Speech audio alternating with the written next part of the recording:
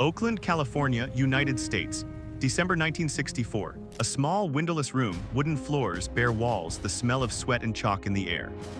23 people stand in silence, students, masters, witnesses, their breath held, their eyes fixed on one man standing at the center of the room. He weighs 135 pounds. He is 23 years old, and in the next 3 minutes, everything he has built, his school, his philosophy, his reputation, will either be validated or destroyed. This is the story of Bruce Lee's only documented real fight, and the truth of what happened that day has been buried, debated, and distorted for over 50 years. By late 1964, Bruce Lee is not yet a movie star. He is not yet a legend. He is a young Chinese-American man running a small martial arts school in Oakland, the Junfan Gung Fu Institute, teaching a style of Wing Chun-based combat that breaks almost every rule the Chinese martial arts community holds sacred. And that community is furious because Bruce Lee is teaching non-Chinese students, white students, black students, any student who walks through his door. In the insular world of traditional Chinese martial arts in 1960s America, this is not just controversial, it is considered a betrayal, a desecration. A formal letter has been sent. A challenge has been issued, and a man named Wong Jack Man is coming to Oakland to settle this. But to understand why this moment mattered, we need to go back to who these two men really were. Wong Jack Man is no ordinary challenger. Let that be clear from the beginning. He is a classically trained Northern Shaolin Kung Fu practitioner, tall, lean, and technically precise.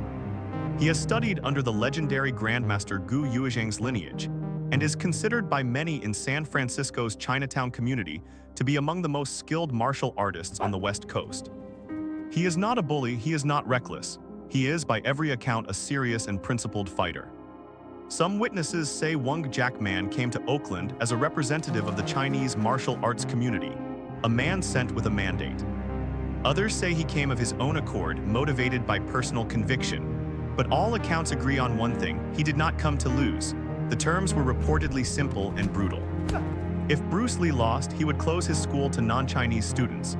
If Wong Jack Man lost, there would be no conditions. The Chinese community would accept Lee's right to teach whoever he chose. 23 people fill the room. No cameras, no press, no referee, just two martial artists and the silence before a storm.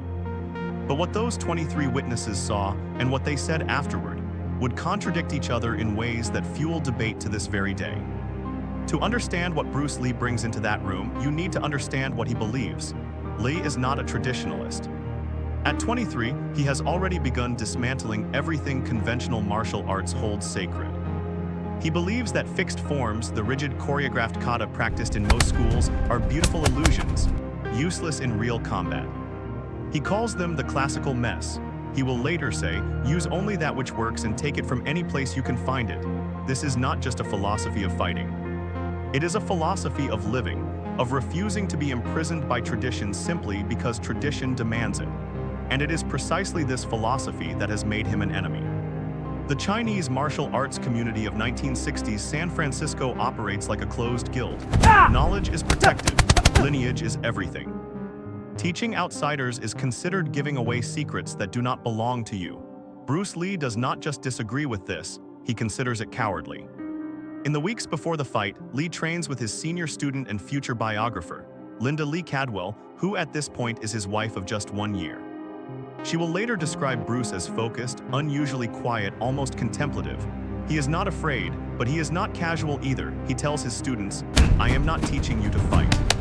I am teaching you to be free." What they didn't know was that Bruce Lee had a specific concern not about losing, but about how he would win. He wants the fight to be decisive, clean, undeniable.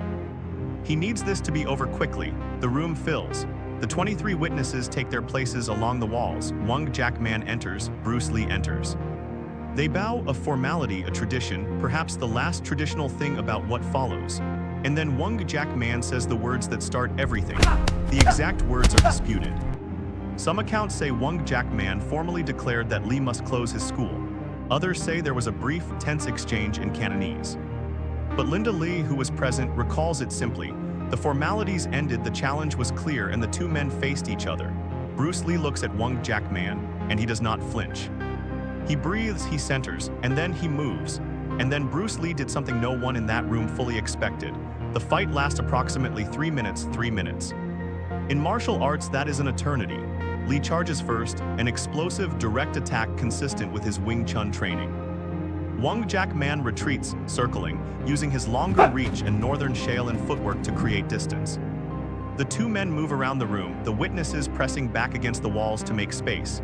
Lee pursues. This is crucial, and this is where Lee's own account becomes unexpectedly revealing. By every witness account, Lee wins. That is not disputed. Wong Jack Man does not land a decisive blow.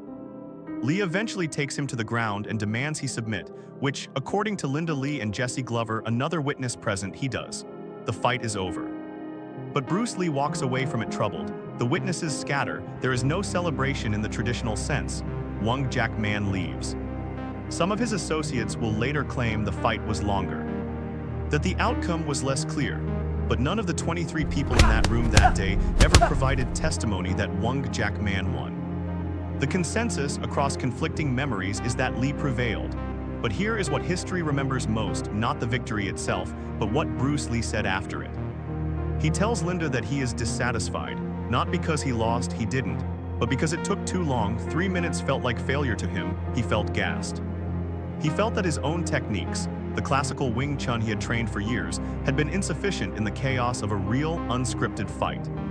This moment, this private admission of inadequacy in victory, triggers one of the most significant evolutions in martial arts history.